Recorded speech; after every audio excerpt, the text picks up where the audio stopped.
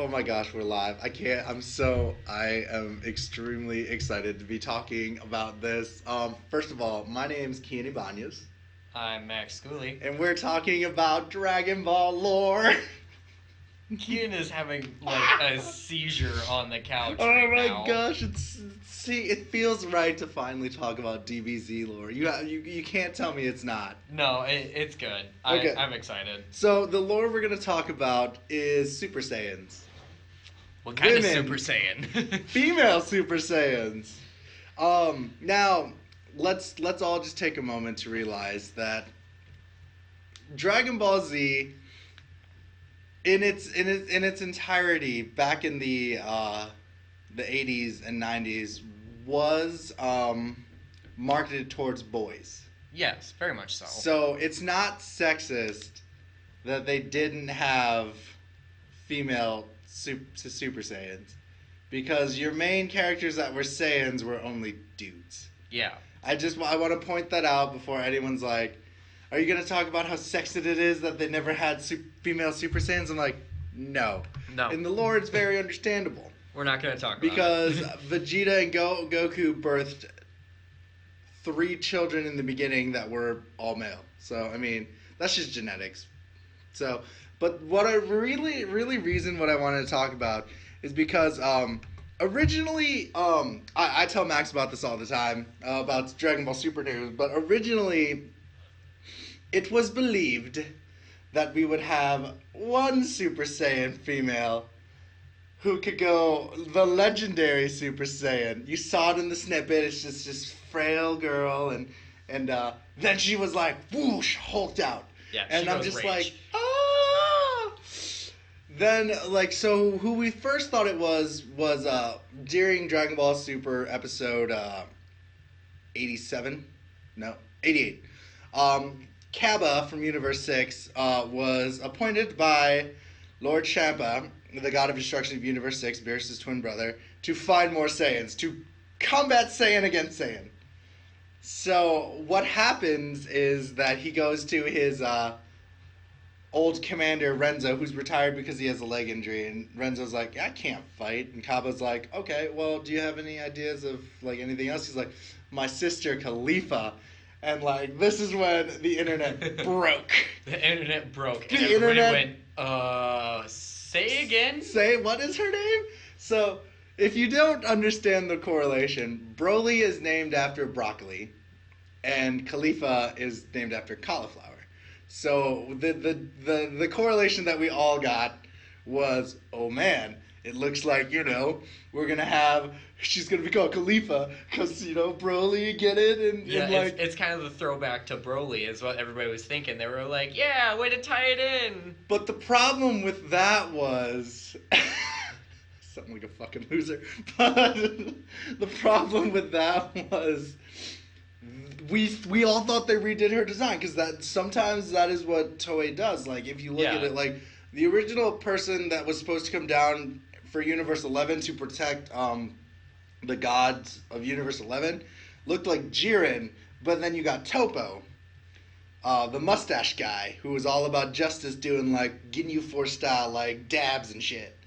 So we thought like they're like, oh, they rechanged her design instead of being this like meek, weak, like timid girl. She's a street gang leader, and she's a punk, just like eating like Universe 7 Saiyans. Now, the reason why I say it's eating like Universe 7 Saiyans is because the Universe 6 and 7 are mirror images of one. Like, they're, because Beerus and Champa are twin brothers. Yep. They're mirror images. Like, there's a planet Saiyan, there's a Frieza race, there was an Earth that was destroyed but wished back.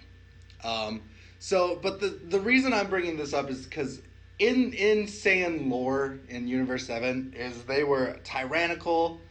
They're basically assholes. Giant douchebags. They were giant just dickbags. Yeah. And they killed and murdered. They were greedy, which deviates from the Universe 6 Saiyans. Like, they don't have tails. They're not born with tails. Nope. Their deviation, their evolution, that one time they had tails, but the thing about it is their outfits look very similar to the original Planet Vegeta battle outfits before they got like the armor and shit. before Frieza took over and decided the Frieza armor. Which is weird because it mirrors that because Frost still works with the Saiyans. Yeah. Frost is part of the Frieza race in Universe 6. But back to the Khalifa thing. So, like, everyone thought that, like, she seems more like she would fit into the Universe 7 Saiyans than she does Universe 6. That's the premises of that. So, like, everyone was like, "Aw, that's lame. Like, we kind of wanted the shy, timid girl. Now she's all punky and different." Then we got, like, quote-unquote leaks. And I don't, like, talk about leaks because, like, they could be wrong. They could be wrong, and shit is, like, dug up. So, Yeah. like, even if it's not wrong, it's usually not the whole truth. Truth. So, like, then they were like, there's going to be 2 female Saiyans. One called Kale, and then one called Khalifa. So I'm like, okay, whatever, sure. Then episode 89 does prove that Kale and Khalifa are 2 different people. Yep. And the way Sabo talks Khalifa to join the tournament, he's like, I'll teach you Super Saiyan. So the other thing I wanted to bring up is that it is kind of hinted that they both can go into the quote-unquote legendary Super Saiyan mode, which I think would be weird. Yeah, it'd be odd. Because, like, I think, like, Khalifa reflects the aggression of Broly. Yep. And then Kale is the timidness, like, the timid version, like, you know, before he turns into... Before he hulked out. Yeah. So I think that, like, I think that's why I think that they shouldn't both be able to go to the legendary Super Saiyan mode. Granted, on the bright side, they really correlate what the legendary Super Saiyan mode is. They're not gonna call it legendary Super Saiyan. It's gonna be it's a berserker. It's basically a berserker mode. Yeah, it's a berserker rage mode. Yeah, which is, I think, fits it. Yeah, it does. It seemed very well with Broly, and then the way they're portraying this new one, it seems like very timid, incredibly shy But Saiyans. the images look like she has control of it. Yeah. Like she looks like Broly, like her pupils are gone. But like if you see some of the like representational images, they look like she can hold it in and like able to control it. So she might have more control than Broly did. Which is great because right, it's gonna make the fights more interesting instead of somebody just going in rage and just like fucking leaving the stage and just crying because he hears Kakarot like, oh my god, that abridged episode. He's so cool, but so dumb. But like no, it just really like.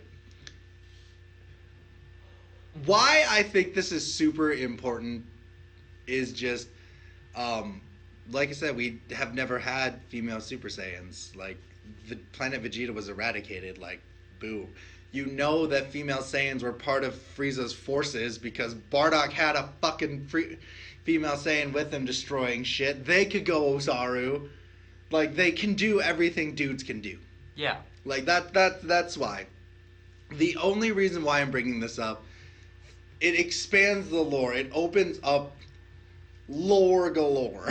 Because, like, when you think about it, Bulma has a daughter now called Bra.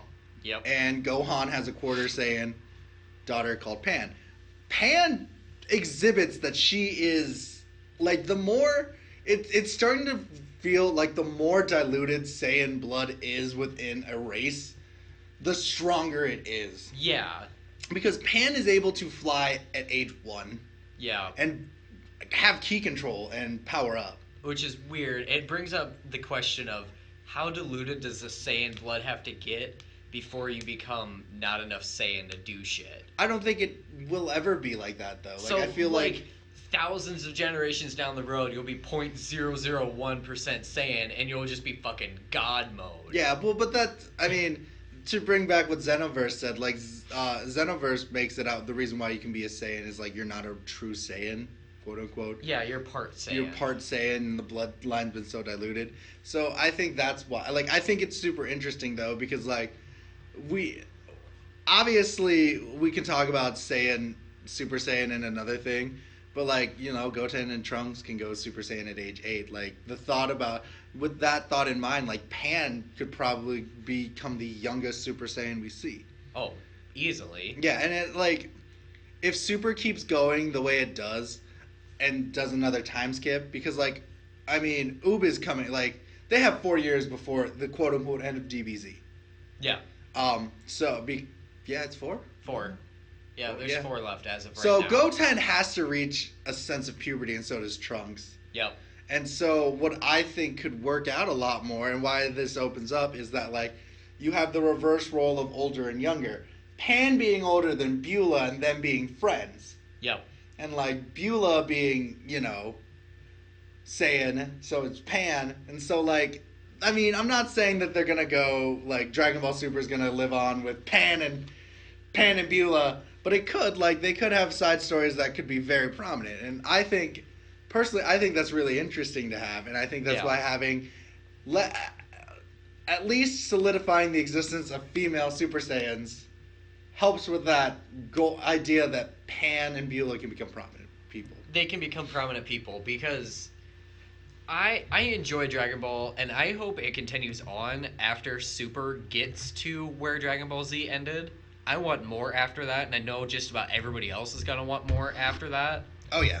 So hopefully they actually finally do something where, like, Goku becomes the new Master Roshi and is now training Oob. He's just out there training Oob, and like then you get like his kids doing stuff. Yeah, I would enjoy seeing that because don't get me wrong, everybody loves Goku, but Goku has had hundreds of episodes to shine, and they tried to make it become about Gohan, and it just didn't work.